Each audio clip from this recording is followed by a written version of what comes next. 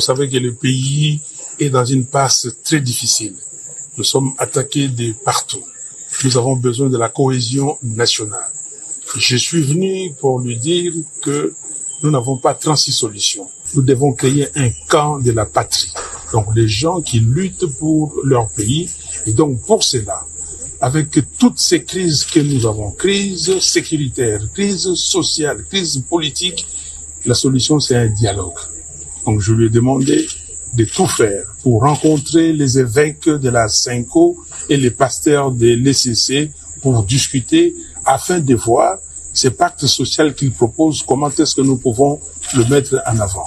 Donc il m'a compris et il va donner sa réponse très rapidement.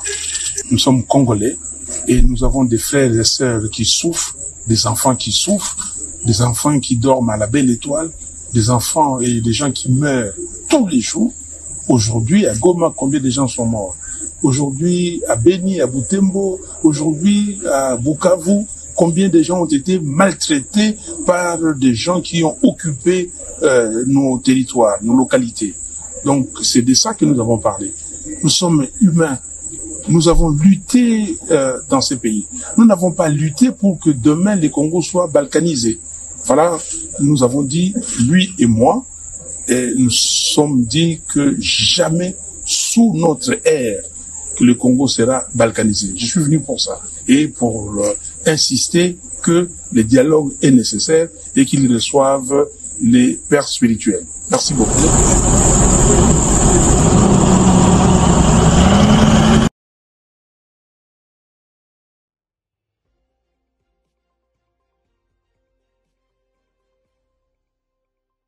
Un seul point était inscrit à l'ordre du jour de la plénière du mercredi 4 juin 2025. Il s'agit de l'examen du projet de loi portant prorogation de l'état de siège dans les provinces de l'Ituri et du Nord Kivu. Dans sa communication, bien avant l'examen et l'adoption de cette matière, le président de l'Assemblée nationale, le professeur Vital Kamerhe, a salué l'élection de la République démocratique du Congo en tant que membre non permanent du Conseil de sécurité des Nations Unies. Le speaker de la Chambre basse du Parlement a souligné que cette position offre à la RDC une plateforme pour faire entendre sa voix en faveur d'une paix durable dans le pays, en Afrique et dans le monde. C'est l'occasion de saluer les efforts du président de la République, Félix Antoine Tshisekedi Tshilombo, qui a jeté son dévolu sur des femmes. Madame Soumino, première ministre, et Madame Thérèse Kayikwamba, ministre d'État des Affaires étrangères. Le duo de ces deux femmes a réussi là où les hommes ont mis longtemps pour remettre la République démocratique du Congo sur l'échiquier international. La dernière fois que la République démocratique a siégé au Conseil de sécurité, je me souviens très bien, c'était en 1993, et c'est l'ancien ministre Mushobekwa Kalimba Wakatana, d'heureuse mémoire, dont je fus conseiller par la suite directeur de cabinet. Donc en effet, la République démocratique du Congo a été élue avec brio, membre non permanent du Conseil de sécurité. Sur 187 pays qui ont pris part au vote, 183 ont voté pour la République démocratique du Congo. C'est une forme de réparation morale uniquement et psychologique. Ceci démontre bien que notre cause est noble. Alors Madame Thérèse Kayikwamba, ministre d'État des Affaires étrangères, qu'elle daigne recevoir toutes nos félicitations. Deuxième bonne nouvelle, la République démocratique du Congo a été élue vice-président du comité des droits de l'homme. Ça aussi, c'est une bonne nouvelle, n'est-ce pas? Nous félicitons encore une fois une dame, Madame la ministre des Droits humains, Chantal Tchambou. Mais je ne suis pas en train de demander au président de chasser tous les hommes, non. Nous montrons quand même que ce n'est pas une coïncidence, les dames ont démontré qu'elles sont dissuasives, elles sont intelligentes. Alors, nous n'allons pas ajouter qu'elles savent bien parler, puisque la rhétorique compte aussi. Alors que les députés femmes de l'Assemblée nationale se retrouvent honorés aussi à travers leurs amis qui sont au gouvernement. Troisième bonne nouvelle, la République démocratique du Congo, oui, vient de faire la remontada. Après le programme avec le fonds, vient de bénéficier de la Banque mondiale d'un montant de 1 milliard de dollars américains. Ça aussi, ça mérite d'être salué. Féliciter Madame la Première ministre, les ministres d'État au budget et les ministres des Finances et en même temps remercier la Banque mondiale, puisque nous avons besoin de moyens à ce moment pour faire face à la guerre et continuer en même temps à tenir le pays au niveau du social et au niveau des investissements. Je voudrais que chacun de nous intériorise que ça, c'est un canal que nous venons d'avoir, mais nous devons vraiment travailler. Pas dormir, travailler au niveau du gouvernement, au niveau de la diplomatie parlementaire. Travailler pas pour enterrer les autres pays, non. Pour faire entendre la cause de la République démocratique du Congo, pour faire entendre la cause de l'Afrique d'une manière générale et la cause de l'humanité, puisque la justice, la paix, la sécurité sont des valeurs universelles qui concernent chaque être humain sur cette planète que nous partageons en commun. Concernant le projet de loi portant prorogation de l'état de siège dans les provinces de l'Ituri et du Nord Kivu, présenté par le vice-ministre de la Justice et Contentieux international, Samuel Mbemba Kabouya, ce projet de loi sur cette mesure exceptionnelle a été déclaré recevable et voté sans débat par la représentation nationale. Le projet de loi portant prorogation de l'état de siège sur une partie du territoire de la République démocratique du Congo est adopté.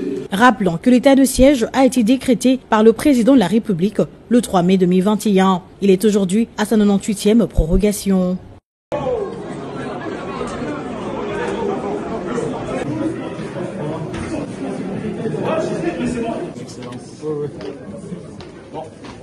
Déjà, comme je vous ai dit, félicitations. J'accueille le ministre et monsieur l'ambassadeur qui est votre soutien pour votre présence. Et puis, je vous laisse la parole pour dire un mot. D'abord, félicitations. Et je pense que le pays, nous tous sommes très contents. C'est un match amical. Il n'a pas beaucoup d'enjeux, mais au moins, c'est quelque chose qui fait que nous puissions tous continuer à croire en vous. Parce qu'on a vu ce que vous avez fait, on sait que vous êtes capable de faire plus que ça. Quand on gagne, le Congo crie. Quand on gagne, là on tue, les gens se disent que nous sommes contents parce que nous avons gagné. Et nous comptons sur vous par rapport à ça. Et après, nous sommes en train de remettre en état la pelouse du stade de Nanty. Il y aura une bonne pelouse hybride qui va vous permettre encore de mieux vous exprimer au mois de septembre quand on va recevoir le Sénégal. Et j'espère qu'on va leur donner une bonne raclée. Parce que moi, je me projette déjà dans ça, on se projette dans le mondial, on se projette par rapport à la CAN. Et vous avez un président de la République, un chef de l'État. Je me dis, il aurait même dû être président de la République et ministre des Sports parce qu'il tient à vous, il suit tout ce qui se fait. Et il ne veut que vous nous montrez que à Goma, les enfants pleurent, à Bukavu, les enfants pleurent. Mais aujourd'hui, à Goma, les enfants ont crié, à Bukavu, les enfants ont crié parce que vous avez gagné. J'espère qu'on pourra encore leur redonner ça ce dimanche. Coach, merci pour tout. En tout cas, moi, je peux vous être des champions. Et on commence à avoir une certaine relation particulière avec certains d'entre vous. Et je pense qu'on va continuer dans ça parce que pour gagner, bien les gros Koyate. Il faut qu'on gagne dimanche. To Beti Bango, Sénégal, to Beti Bango, le reste, to Beti Bango, to Niati Bango, to Ké Mondial, to Ké. Et on va le faire, on va le faire.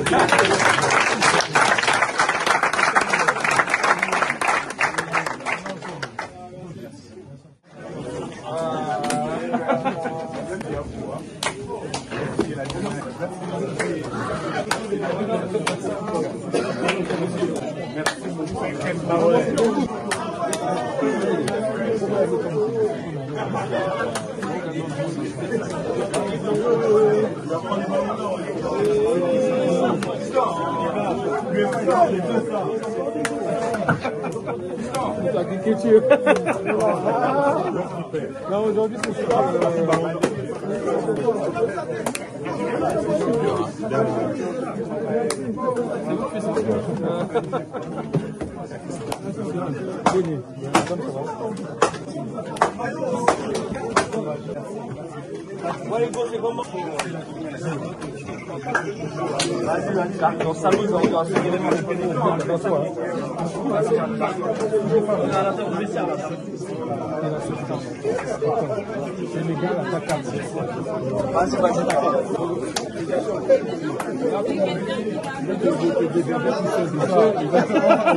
C'est une première depuis le temps qu'on entendait ça. Je pense que maintenant tout est ouvert.